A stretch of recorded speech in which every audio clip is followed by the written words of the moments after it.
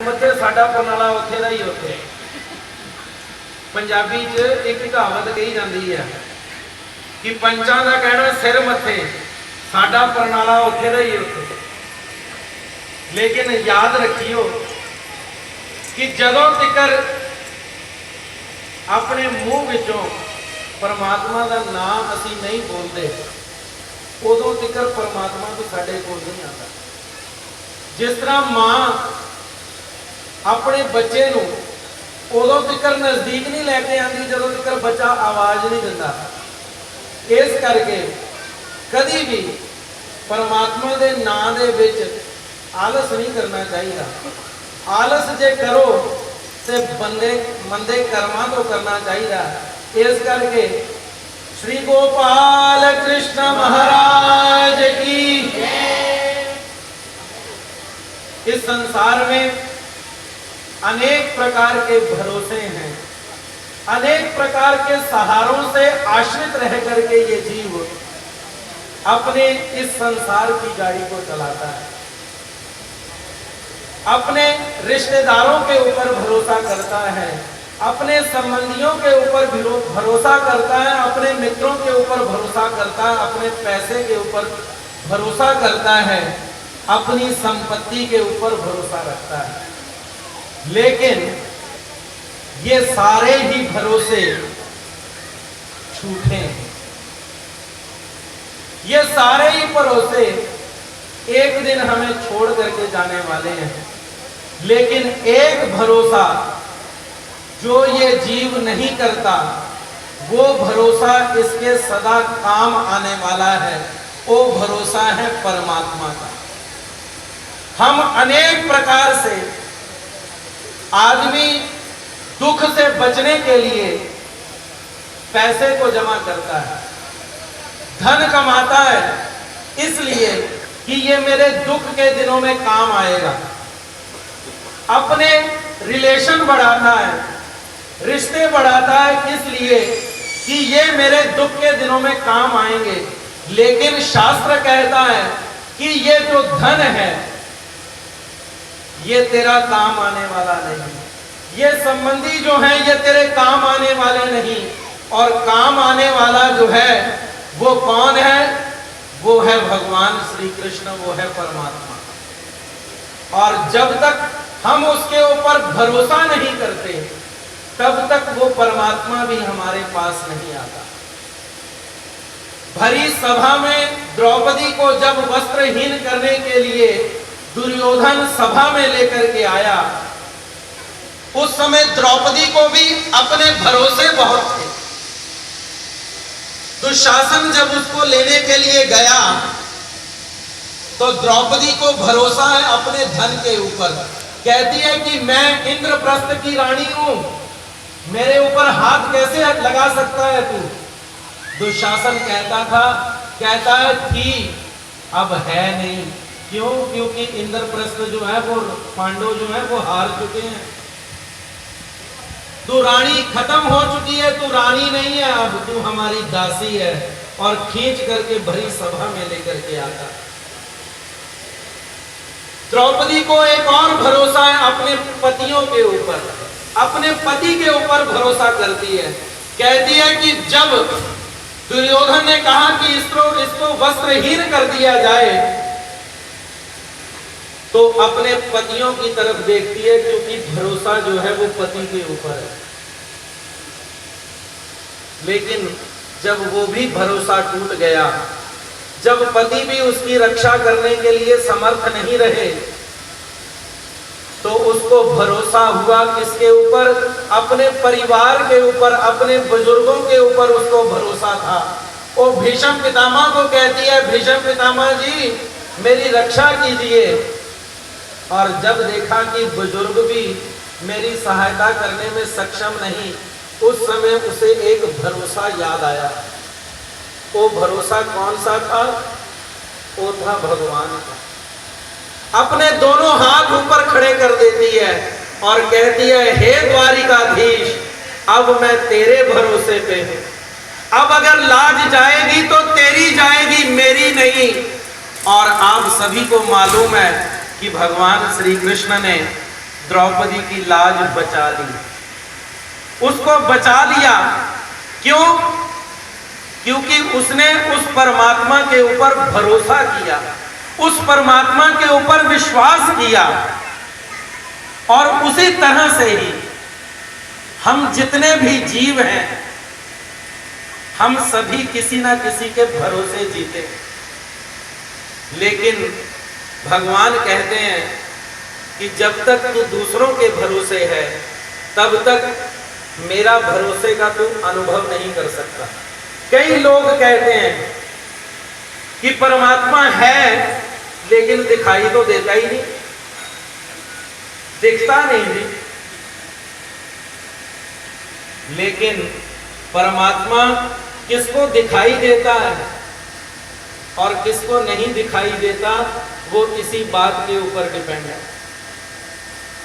अगर हम उस परमात्मा के ऊपर भरोसा करते हैं, ये सारे भरोसे छोड़ के, वो परमात्मा दिखने में भी आपत्ति नहीं है उसको, वो उस भक्त को दिखाई भी देता है। लेकिन जिसको उस परमात्मा के ऊपर भरोसा नहीं है, परमात्मा उसको दिखाई नहीं देता। एक भक्त कहता है, तेरा दीदार क्यों नहीं होता, तेरा दीदार क्यों नहीं होता।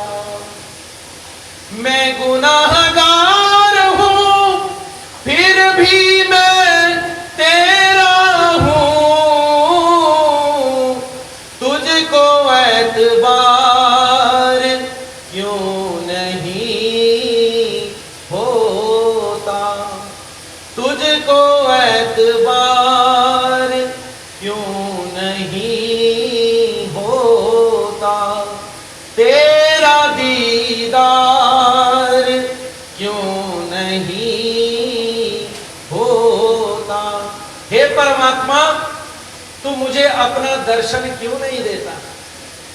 अभी अभी माता जी भजन गा रही थी, जागो मोहन प्यारे माता जगाने आई है, पर्दा उठाकर देखो कितनी दोपहर आई है।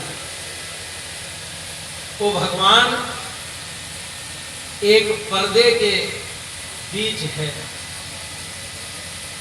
एक पर्दा वो हमारे बीच और उसके बीच में है, वो है भरोसे का।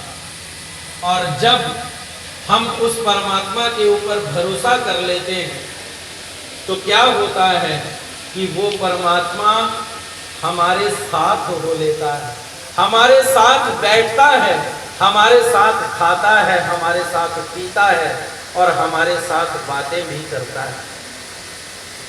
कौन से हीरे जड़े थे नरसी की करताल में, वन में क्या खाया था प्रभु ने द्रौपदी के थाल में, क्या समझकर फंस गए थे नंदा के जंजाल में, और जिसके झूठे बेर खाए उसकी क्या औकात थी। दरअसल भैया ये तो प्रेम की ही बात थी। भरोसा। कौन से हीरे जड़े थे नरसी की करताल में, वन में क्या खाया था प्रभु ने द्रौपदी के थाल में, क्या समझकर फंस गए थे नंदा के जंजाल में, और जिसके झूठे बेर खाए उसकी क्या औकात थी। हम सभी करताल बजाते हैं, भजन करते हैं, और नरसी भी भजन करता था। आपने नाम सुना होगा नरसी भक्त का, सुना? किन किन ने सुना? सुना सबने? नरसी जिसको परमात्मा के ऊपर भरोसा है, जिसको उस भगवान श्री कृष्ण के ऊपर भरोसा है, वो कहता है कि भगवान मेरी लाज जरूर बचाएंगे। उसको एक ही भरोसा है, जैसे परमात्मा ने द्रौपदी की लाज बचाई, उसी तरह से मेरी भी लाज बचाएंगे। बस एक ही भरोसा उसको मालूम था। अब एक ही भरोसा उस परमात्मा के ऊपर जीवन व्यतीत होता है, दिन गुजरते जाते हैं। और क्या हुआ कि नरसी की बेटी की शादी आ गई। बेटी की शादी आई।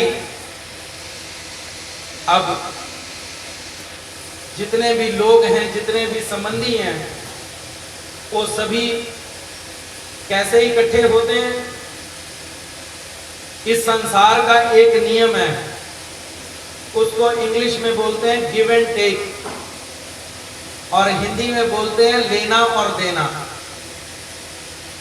ये लेन देन दे संबंध है सारे।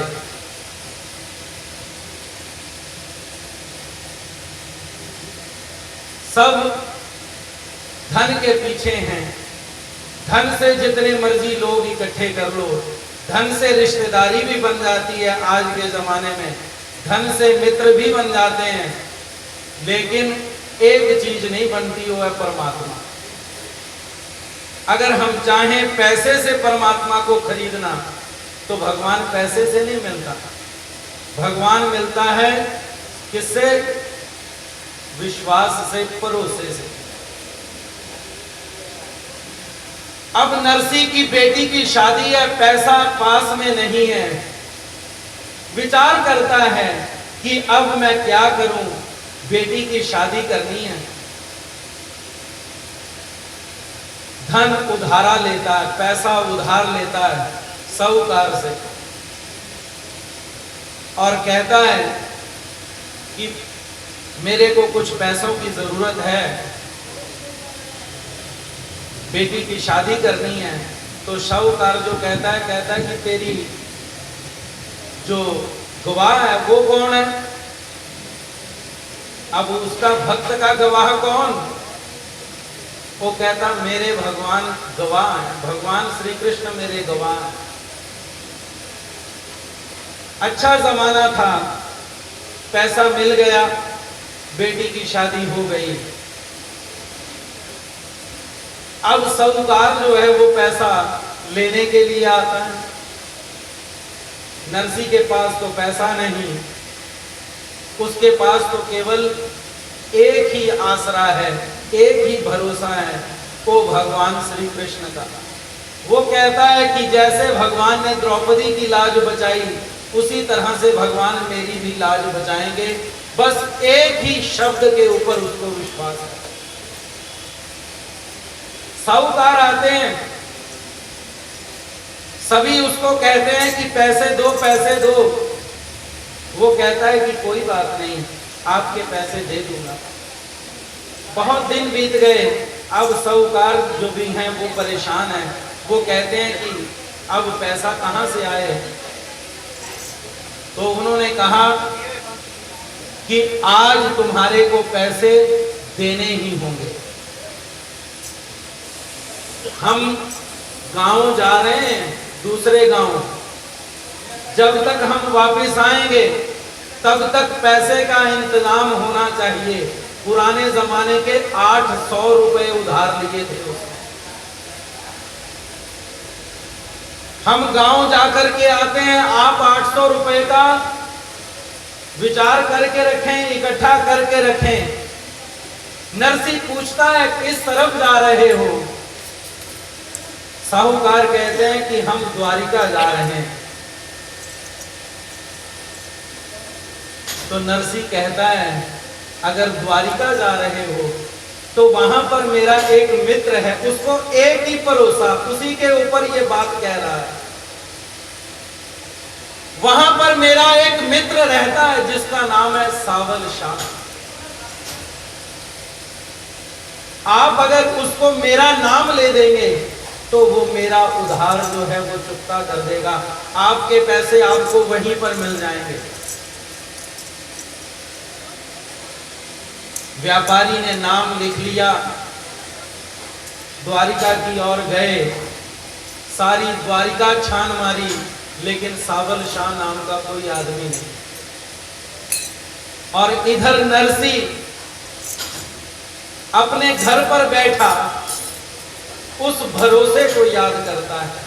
उस परमात्मा को याद करता है कि हे परमात्मा, मैंने तेरे भरोसे व्यापारी को ले दिया नाम, अब मेरी लाज बचाना आपके हाथ है। जैसे आपने द्रौपदी की लाज बचाई, उसी तरह से अब इस नरसी की भी लाज बचाना और परमात्मा के नाम का संकीर्तन करना शुरू कर देता है।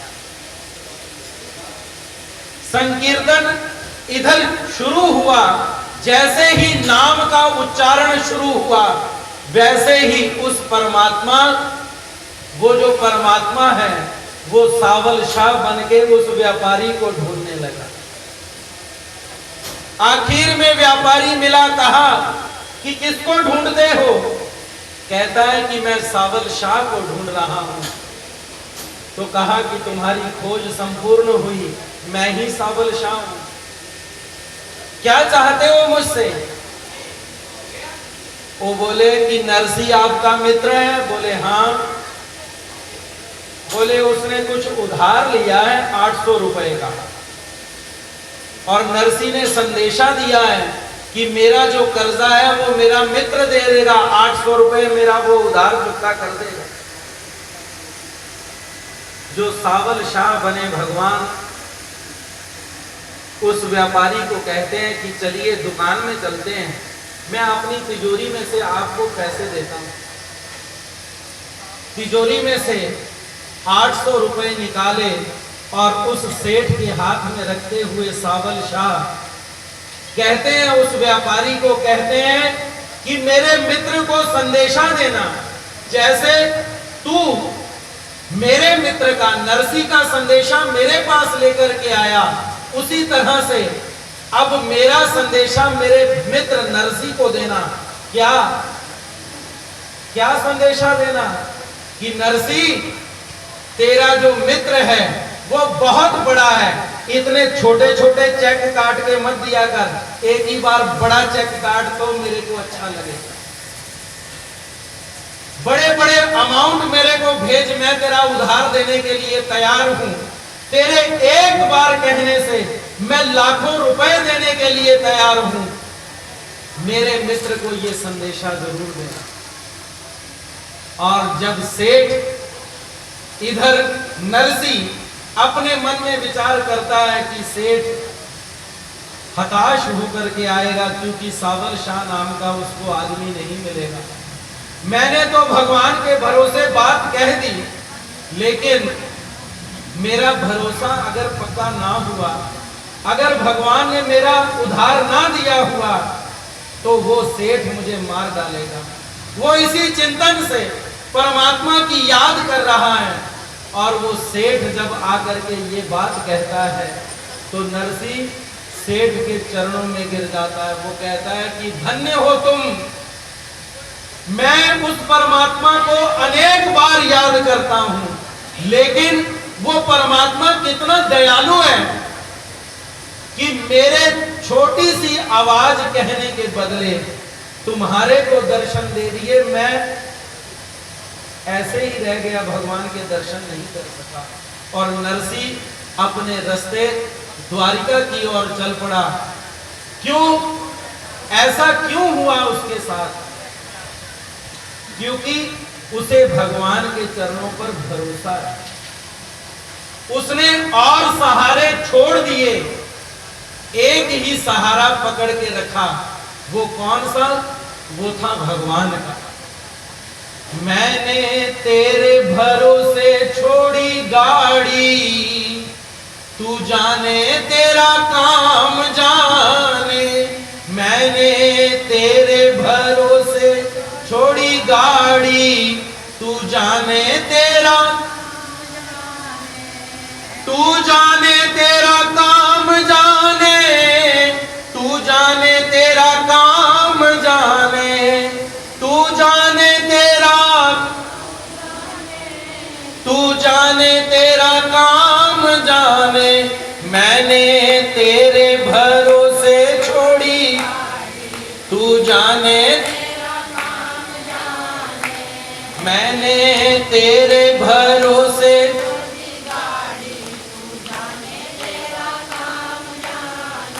अनेक प्रकार के भरोसे हैं। मैं आपको यही बतला रहा हूं कि एक भरोसा जो हम नहीं करते वही भरोसा हमारा साथ देने वाला है, और सारे ही भरोसे जो हैं वो सभी धन से संबंधित है। जब तक धन जब पास होता है, जमाना दास होता है, टूट जाता है रिश्ता गरीबी में, जो रिश्ता खास होता है। हर एक संबंध जो है वो संबंध हमारे पैसे से हैं। जब तक पैसा है तब तक ये संबंध है, लेकिन एक संबंध जो पैसे से नहीं, जो विश्वास से जीता जाता है, वो है परमात्मा का संबंध। नरसी का उदाहरण आपने अभी अभी सुना। कौन से हीरे जड़े थे नरसी की करताल में, और वन में क्या खाया था प्रभु ने द्रौपदी के थाल में। द्रौपदी जब पांडवों को अज्ञातवास हो गया, जुआ हार गए, और उसकी शर्त थी कि 12 साल आपको वनवास रहना पड़ेगा, वनों में रहना पड़ेगा। उस समय दुर्योधन जो हरेक प्रकार से पांडवों को खत्म करना चाहता है, पांडवों का नाश करना चाहता है, यही सोच है उसकी कि जैसे कब कब पांडव मर जाएं और कब कब ये पैसा जो है वो मेरे पास आ जाए। 12 साल जंगलों में पांडव रह रहे हैं। उस दिन क्या हुआ, एक दिन दुर्वासा ऋषि जो थे वो हस्तिनापुर पहुंचे दुर्योधन के महल में। दुर्योधन ने नमस्कार किया, माथा टेका, संतों का स्वागत किया, और दुर्योधन के मन में एक कपट आ गया, पाप आ गया कि मैंने पांडवों को बहुत बार खत्म करना चाहा, लेकिन पांडव हर बार बच जाते हैं। मैंने उनको पानी में गिरा करके मारना चाहा, पांडव फिर भी बच गए। मैंने उनको महल में जलाना चाहा, फिर भी बच गए। मैंने जुए में उनको वो करना चाहा, द्रौपदी को नग्न करना चाहा, फिर भी पांडव बच गए। अब उसके दिमाग में एक और स्कीम आई, दिमाग में एक और बात घर कर गई। कहा कि ये दुर्वासा ऋषि जो हैं एक गुस्से वाले हैं, जरा इनको गुस्सा जल्दी आ जाता है। अगर ये पांडवों के पास चले जाएं और पांडवों के पास जाएंगे, पांडव रहते हैं जंगल में, उनको तो उनके पास तो खाने के लिए लाले पड़े होंगे, उनको तो रोटी खाने के लिए खुद नहीं है, तो ये संतों को क्या खिलाएंगे? और अगर ये संतों को भोजन नहीं करवाएंगे तो दुर्वासा ऋषि जी को क्रोध आ जाएगा।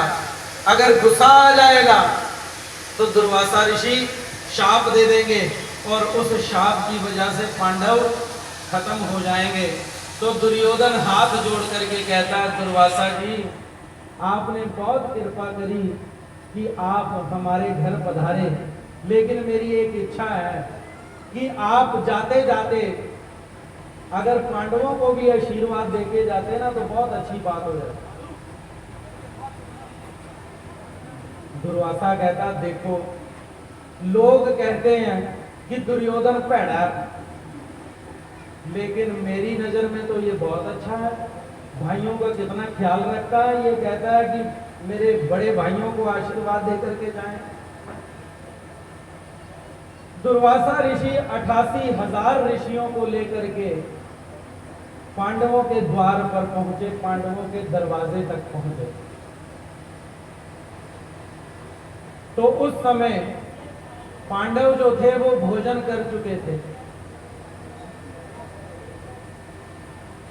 अब दुर्वासा ऋषि जैसे ही पहुंचे, पांडवों ने नमस्कार किया। दुर्वासा ऋषि कहते हैं कि बहुत दूर से आए हैं, भूख लगी है, ऋषियों को, सभी को, संतों को भूख लगी है, तुम्हारे घर में भोजन पाएंगे। पांडवों को एक ही परोसा है। उस समय धन काम आया, रिश्तेदारी काम आई, उस टाइम उनको एक ही भरोसा है। वो कौन सा? वो है भगवान श्री कृष्ण का। और उसी भरोसे पर वो खड़े हो गए। वो कहते ठीक है ऋषि जी, आपको हम भोजन करवाएंगे, आप नदी में स्नान मुंह हाथ धो करके आए, इतने में हम भोजन तैयार करवाते हैं। और मन में भगवान की याद करने लगे, हे श्री कृष्ण, जब जब हमारे ऊपर कष्ट आए, जब जब हमारे ऊपर तकलीफ आई, तब तब आपने हमें सहारा दिया। हे श्री कृष्ण, हे द्वारिकाधीश, आप मेरी रक्षा कीजिए, आप मुझे बचाइए।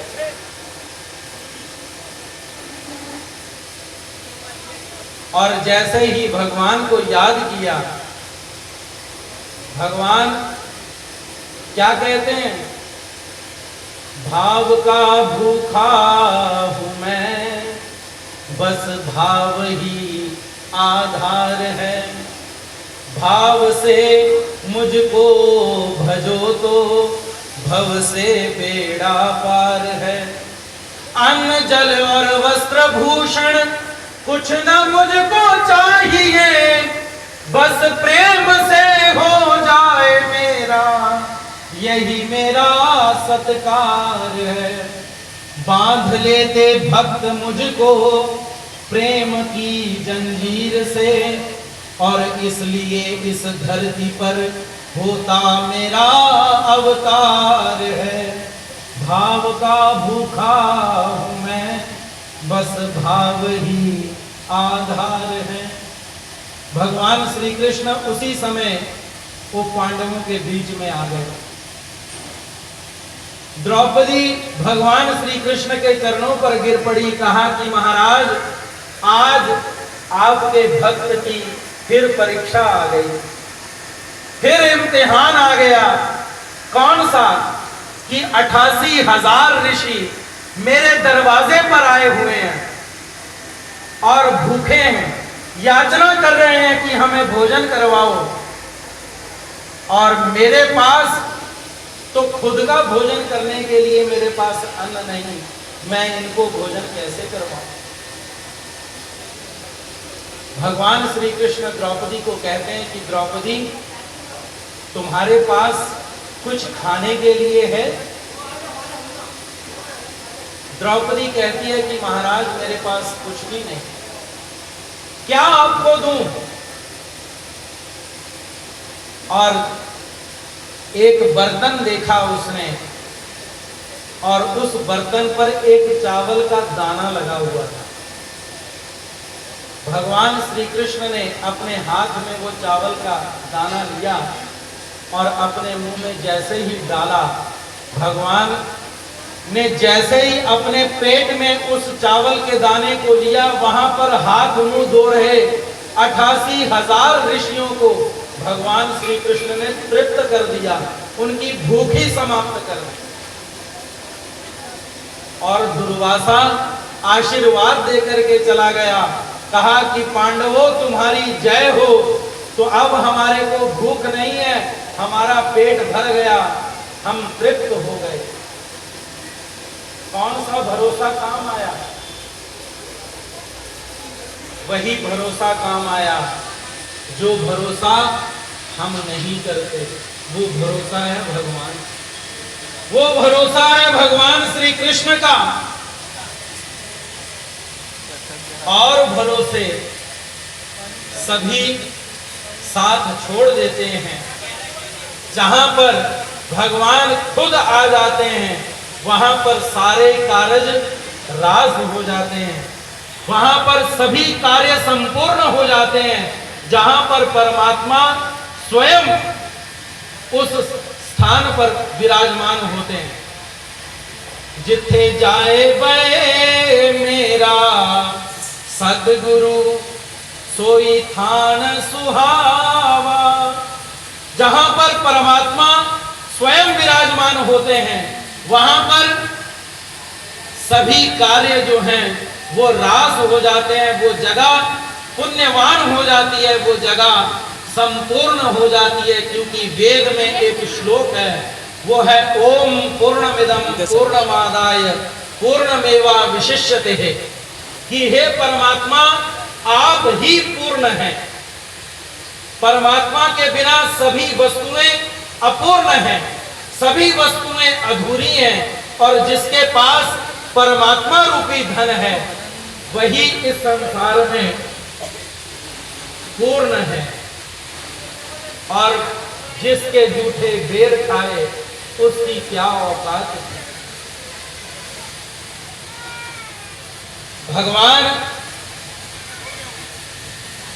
बांध लेते भक्त मुझको प्रेम की जंजीर से, इसलिए इस धरती पर होता मेरा क्या अवतार है। यदा यदा हि धर्मस्य ग्लानिर्भवति भारतः अभ्युत्थानम् अधर्मस्य तदात्मानं सृजाम्यहम् परित्राणाय साधूनां विनाशाय च दुष्कृतां धर्म संस्थापनार्थाय संभवामि युगे युगे।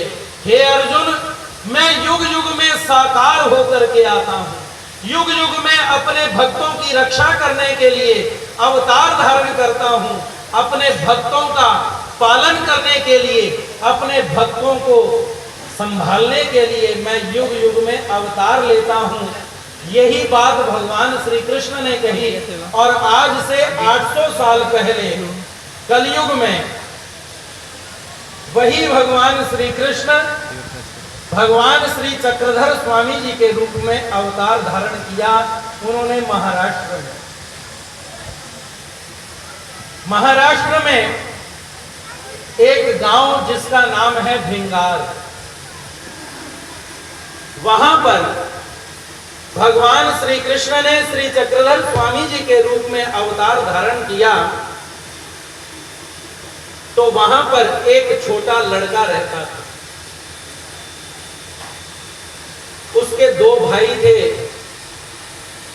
माता भगवान के पास आई और भगवान को प्रार्थना करती है, महाराज मेरे 2 लड़के हैं, आदमी संसार में जीता है तो कहता है कि मेरे पास क्या होना चाहिए। 3 आशाओं से जीता आदमी।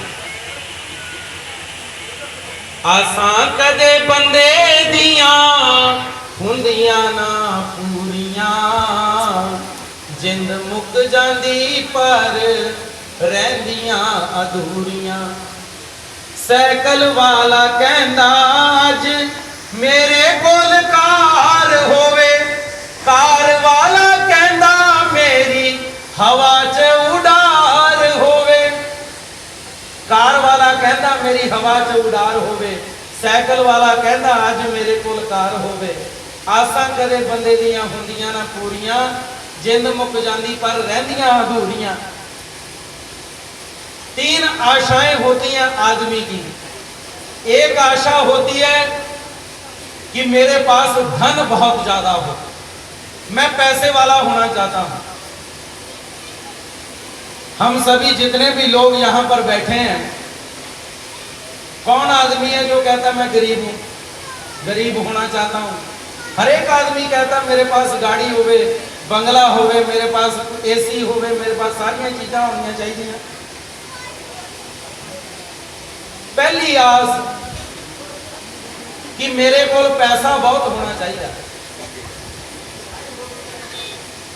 दूजी आस मेरी इस समाज दे विच जय जयकार भी होनी चाहिए।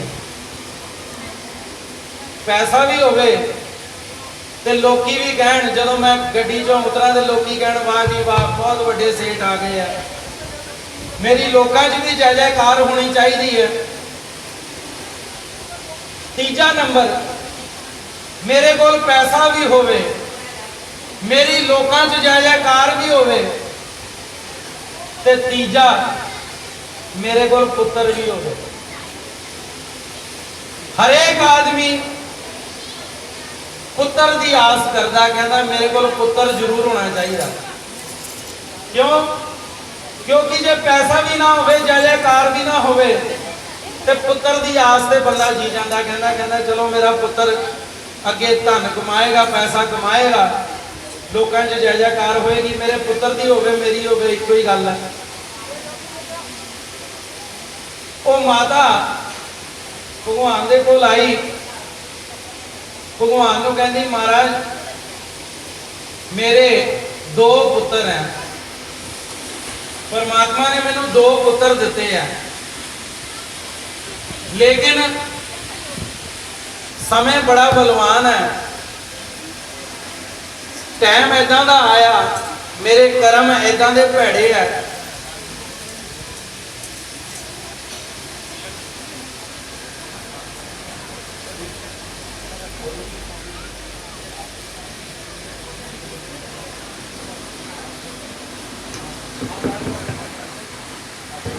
अभी हमारे बीच में हिमाचल के उद्योग